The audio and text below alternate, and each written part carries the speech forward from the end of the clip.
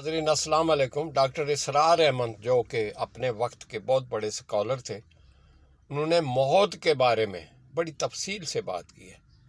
ناظرین دیکھیے، آپ بھی دیکھیں، میں بھی دیکھتا ہوں۔ موت نافرمانی کی حالت میں کہیں نہ آ جائے تمہیں، وہ کوئی ضمانت تمہارے پاس نہیں ہے کہ تم کسی گناہ کا ارتکاب کر بھی چکو گے، پھر تمہیں توبہ کا وقت بھی مل جائے گا، پھر موت آئے گی، اس سے پہلے موت نہیں آ سکتی۔ کیا معلوم عین اس گناہ کے ارتکاب کے دوران موت آ جائے، وہ موت کیسی ہوگی؟ شاید آپ کے علم میں ہو، لکھنؤ کے ایک بہت بڑے شاعر تھے اور ان کی موت بہت ہی مکروہ حالات میں واقع، رات کو 2-3 بجے، جس کو آپ انگریزی میں کہتے ہیں in the small hours of the morning,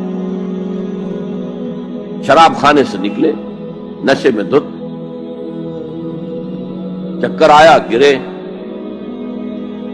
اور ساتھ ہی بدرو جا رہی تھی گندی نالی، اس میں گر گئے، وہاں سے لاش برآمد۔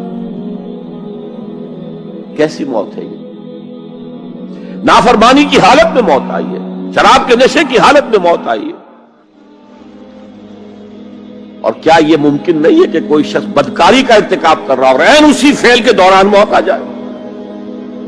اچھا، اب اگر آپ نے طے کر لیا نہیں مروں گا مگر حالت فرما برداری میں، اس کی ایک ہی شکل ہے، کوئی لمحہ بھی نافرمانی میں بسر نہ ہو، مبادا اسی لمحے موت آ جائے۔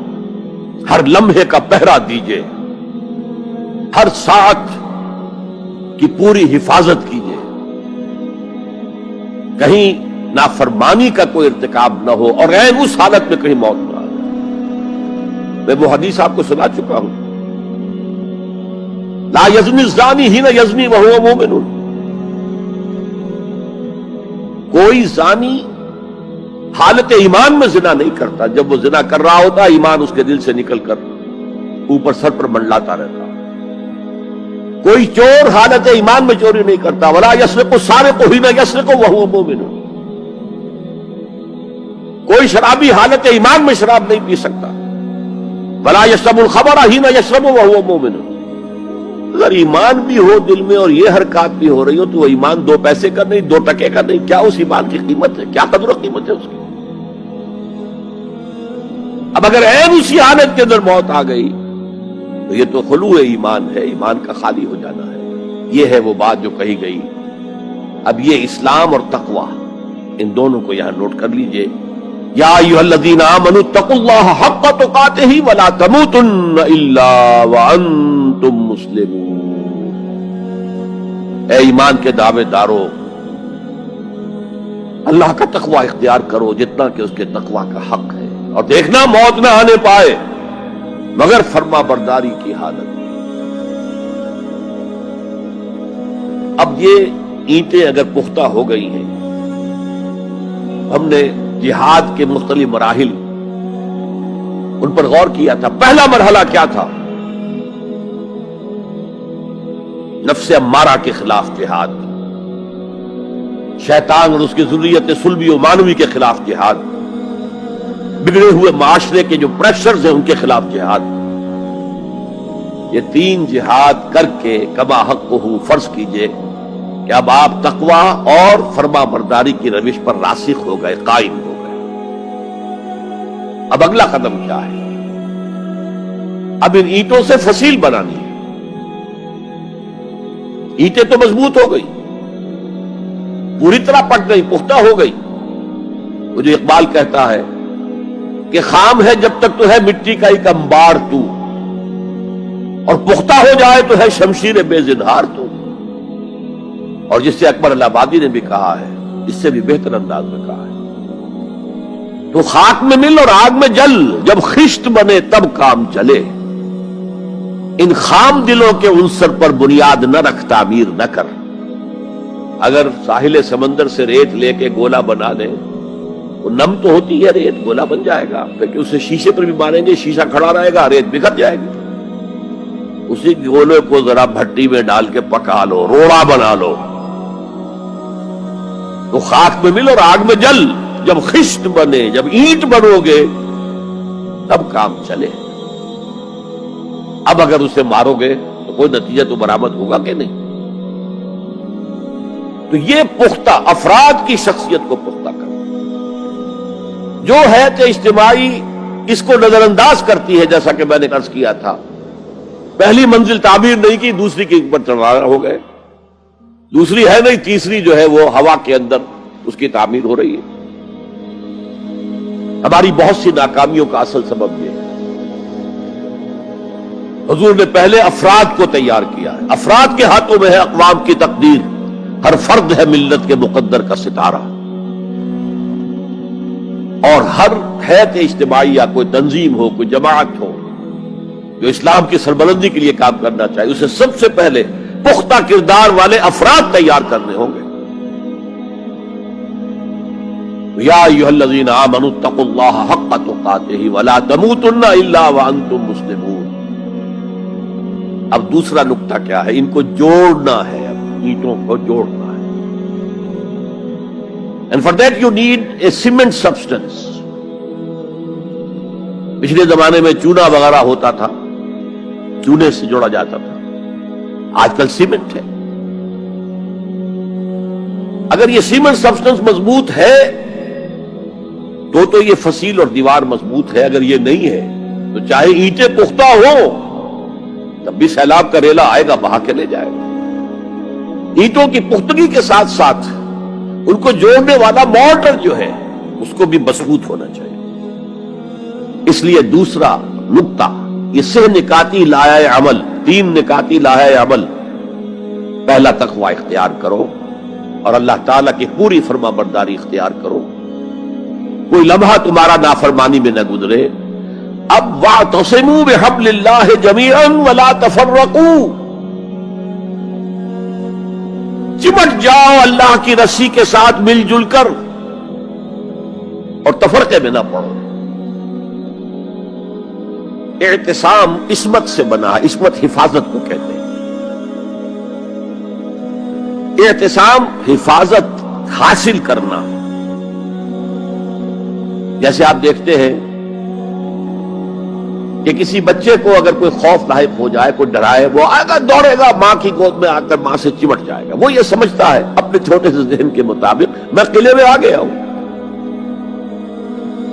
یہ دوسری بات ہے کہ کوئی سفاک انسان، جیسے فسادات ہوتے ہیں یا جیسا کچھ سن 47 میں ہوا تھا، کوئی سفاک بھیڑیا صفت انسان آئے، بچے کو کھینچے ماں کی گود سے، اچھالے اور کسی نیزے میں پرو لے. لیکن بچہ یہ سمجھتا ہے کہ میں آ گیا ہوں، پناہ میں آ گیا ہوں، قلعے میں آ گیا ہوں. تو یہ ہے اعتصام. اور عجیب بات یہ ہے کہ جو اس سورہ مبارکہ کی جو ہم نے شروع کی ہے آیات، وہاں سے ایک آیت پہلے جو ہے 10ویں رکوع کی آخری آیت، وَمَن يَعْتَصِم بِاللَّهِ فَقَدْ هُدِيَ إِلَىٰ صِرَاطٍ مُسْتَقِيمٍ. یہاں حبل اللہ نہیں ہے. جو اللہ کے ساتھ چمٹ جائے تو اس کی ہدایت تو ہو گئی صراط مستقیم کی طرف. اللہ سے جڑ جاؤ. سورہ حج کی آخری آیت کے بھی آخری الفاظ یہی ہے، وَاعْتَصِمُوا بِاللَّهِ فَأَقِیمُوا الصَّلَاةَ وَآتُوا الزَّکَاةَ وَاعْتَصِمُوا بِاللَّهِ. وہ تمہارا پشت پناہ ہے. وہ مولاکم ونعم المولا ونعم النصیر. کیا ہی اچھا ہے وہ مولا، پشت پناہ، مددگار، حمایتی. کیا ہی اچھا ہے وہ مدد کرنے والا. تو وہاں پر بھی واعتصموا باللہ، وہی لفظ یہاں آیا، ومن یعتصم باللہ فقد ہدی الی صراط مستقیم. اب یہاں سوال پیدا ہوتا ہے وہ حبل اللہ کون سی ہے؟ اب اصول یہ سامنے رکھیے کہ قرآن مجید میں اگر محسوس ہو کہ کسی جگہ پر کوئی ابہام ہے، اجمال ہے، کہیں وضاحت کی ضرورت ہے، تو یہ حق ہی نہیں فرض ہے محمد رسول اللہ صلی اللہ علیہ وسلم کا کہ اس کو بیان کریں، واضح کریں، تبیین کریں. انزلنا الیک الذکر لتبین للناس ما نزل الیہم. اے نبی، ہم نے آپ کی طرف یہ ذکر اس لیے نازل کیا ہے کہ آپ لوگوں کے لیے واضح کریں وہ شے جو ان کے لیے نازل کی گئی، ان کی طرف بھیجی گئی۔ آج ایک عظیم ترین فتنہ ہمارے ہاں جو ہے وہ انکار حدیث کا ہے۔ وہ گویا کہ حضور کو یہ حق ہی دینے کو تیار نہیں کہ قرآن مجید کی آیات کی توضیح کریں، تبیین کریں،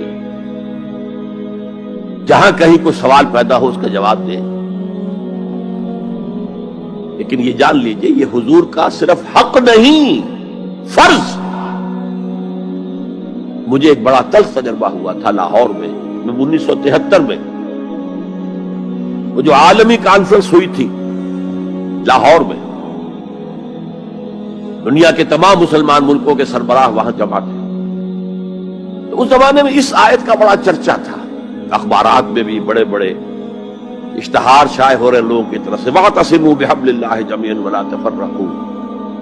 رکشاؤں کے پیچھے بھی بینر لگے ہوئے ہیں، ٹیکسیوں کے پیچھے بینر لگے ہوئے ہیں، وَاعْتَصِمُوا بِحَبْلِ اللَّهِ جَمِيعًا، بینر آویزاں ہیں سڑکوں پر جا بجا۔ لیکن میں ایک پریس میں گیا کہ جہاں میری ایک کتاب چھپ رہی تھی اور تاخیر ہو رہی تھی، تو میں ذرا ان سے کہنے گیا جلدی کرو۔ وہاں ایک صاحب آئے ہوئے تھے اور بدقسمتی سے آزاد کشمیر، جو ہمارے ہاں آزاد کشمیر کہلاتا ہے، آپ کے ہاں وہ مقبوضہ کشمیر کہلائے گا، اس کے وہ محکمہ جو انفارمیشن ڈپارٹمنٹ کے سیکرٹری تھے، اہم تھے۔ ان کا یہ کیا رہا؟ یہ لا یعنی کلام ہے، بے معنی کلام ہے۔ فَاعْتَصِمُوا بِحَبْلِ اللَّهِ جَمِيعًا، کہاں ہے وہ رسی؟ کس کو رسی؟ کون سی رسی کو پکڑوں؟ بہت صدمہ ہوا، لیکن کیا کیا جائے؟ اصل میں کمیونسٹ ذہن کے تھے۔ اب اس لیے وہ اللہ کے رسول نے واضح کیا ہے کہ حبل اللہ کون سی۔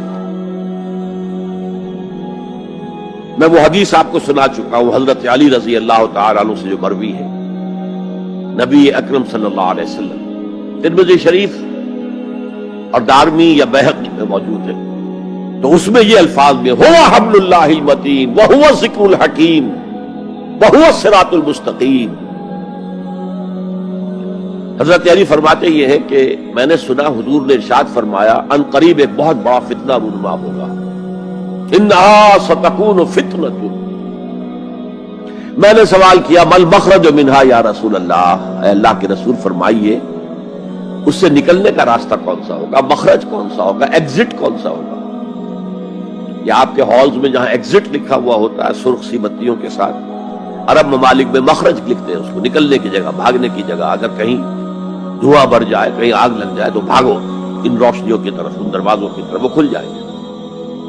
تو جب حضور نے فرمایا کہ انہا ستکون فتنۃ، تو حضرت علی کہتے میں نے پوچھا بل مخرج منہا یا رسول اللہ، فرمایا کتاب اللہ، فتنوں سے بچانے والی اور فتنوں سے نکالنے والی شے صرف کتاب اللہ، فیہ خبر ما قبلکم و نبأ ما بعدکم و حکم ما بینکم، اس میں تم سے پہلے جو اقوام تھی ان کی خبریں موجود ہیں، تمہارے بعد آنے والی جو چیزیں ہیں ان واقعات کا تذکرہ موجود ہے، اور تمہارے درمیان جو اختلافات بھی رونما ہو سکتے ہیں ان سب کا حل موجود ہے۔